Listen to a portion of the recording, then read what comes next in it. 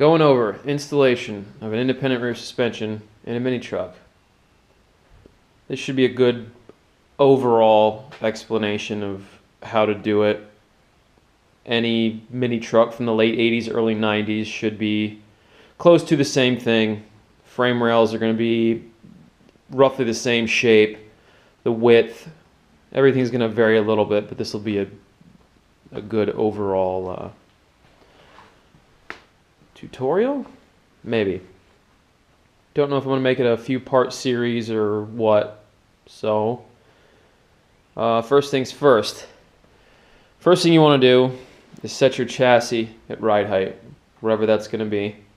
Make sure the frame rails, the flat part of the frame rails under the cab are level side to side, level front to back. Once you've done that, then you want to pick a subframe that you're going to use for your truck. In this case, it's an S14. The mount points on the S14 are pretty high in the back and low in the front. There's a few other subframes out there. I believe the Mark III Supra is really compact and flat to where your mounting points are almost on the same plane. The RX-7 also is somewhat similar. But for this truck, the S14 worked. I have one, and you can see the front mounting points are pretty close to the frame rails there, so the front mount should be pretty straightforward to make. The rear mounts would be pretty easy to make if I was keeping the rear frame rails. It would be relatively easy to put this under a stock bed. The only issue you might have is I know the stock 240 suspension comes up pretty high, so coming up with a solution to that using a shorter coilover, or I have these adapters that are on the Z32 uprights that will accept an eyed shock. They're supposed to be for S13, S14 suspensions on Z32, but I'm pretty sure I'm going to be able to make some adapters that will let an eye-to-eye shock mount on that coilover shock. So once you've got the truck, once you've figured out what subframe you're going to use, I suggest doing a little research first. You can go online, try to find some dimensions for different subframes, find out what works for you. Check the wheelbase too. If you get one that's too wide, you might have to go with a really low offset wheel or high offset wheel to keep the wheels under the stock bed, or if you're going to pull and stretch, put fenders, over fenders, whatever. Let's see.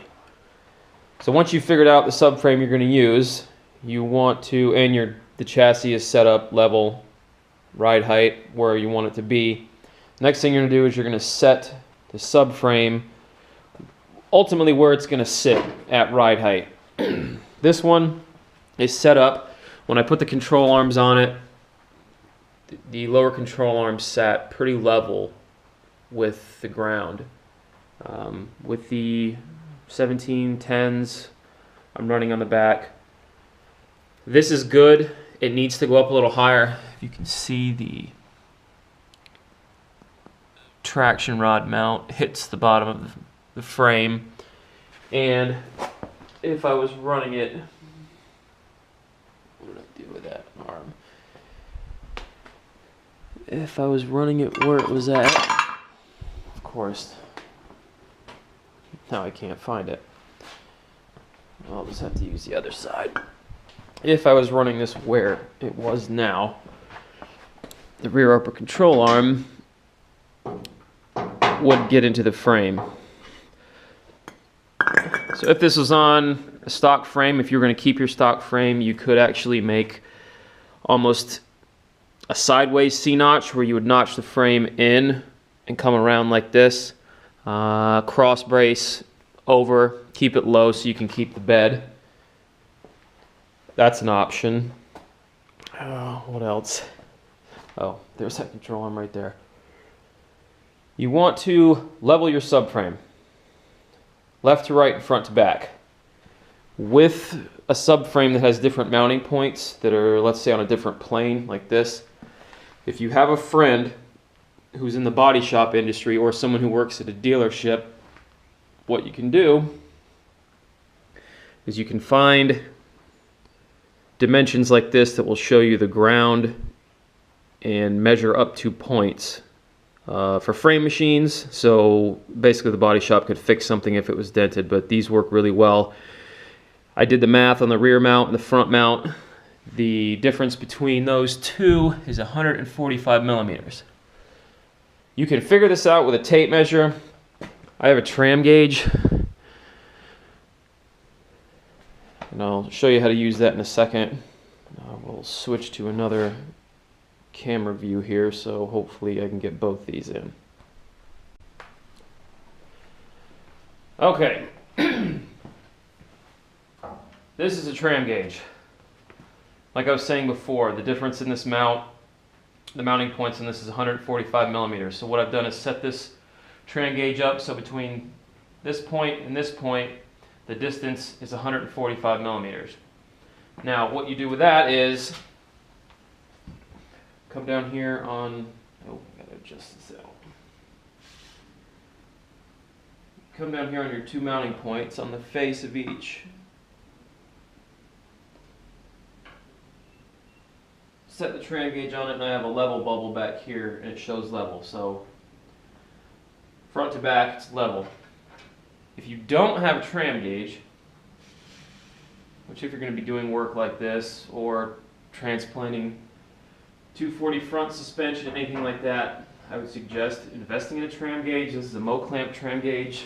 It's on the higher end side, but you can find other ones. Just be careful with the cheaper ones. I purchased one, got it home, put the pointers in, and when you snugged up the thumb screws, the pointer was not perpendicular, it was crooked, so it basically defeats the purpose of even using it.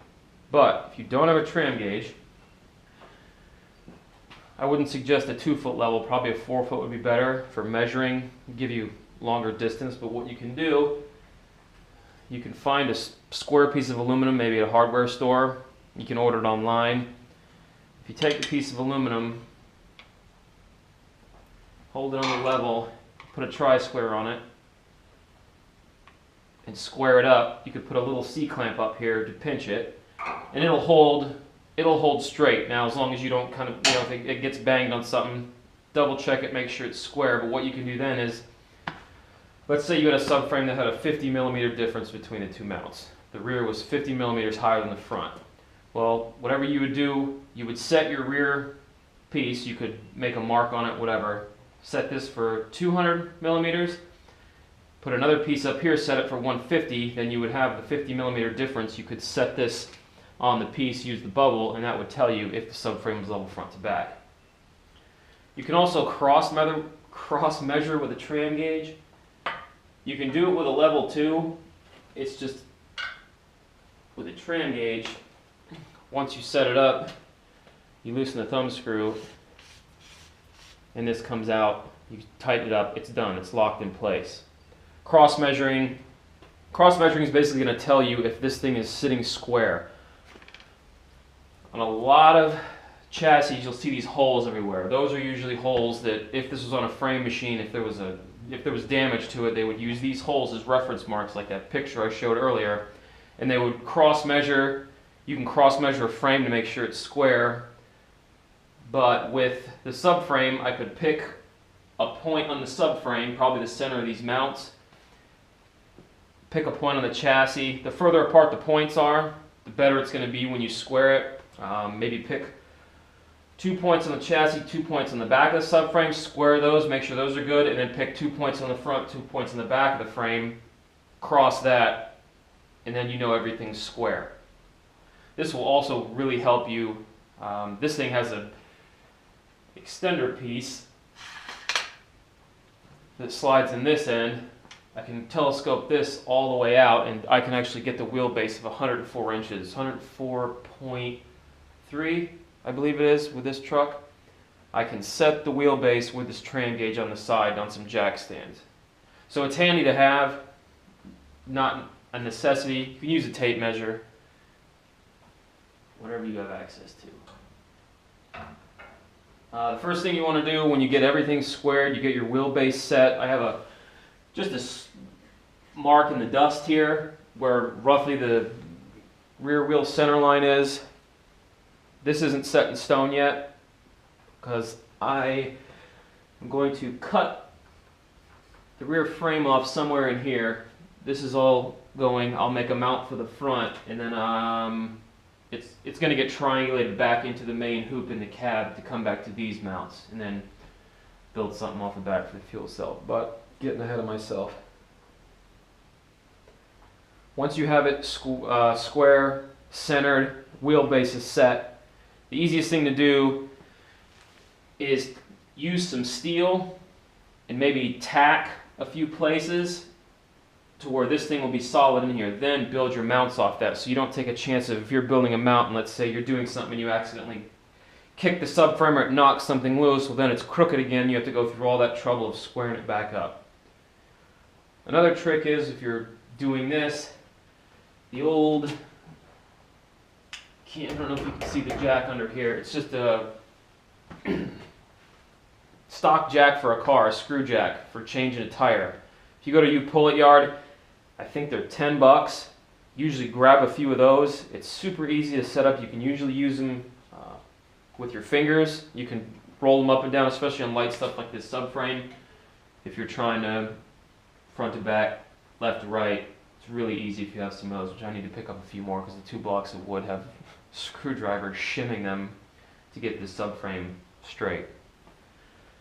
So, yeah, once you get all this figured out, get your subframe squared and good, make your mounts, and then I guess it depends on what you want to do with it.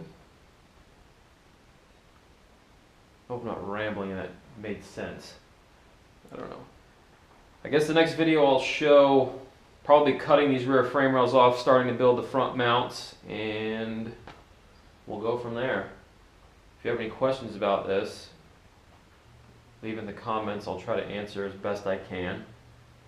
I know a lot of people that work on cars and do stuff like this don't like to answer anyone's questions because they think people need to learn it on their own. Well, it's good if you can help somebody out and help them around a problem you've figured out so they don't have to deal with the same problem.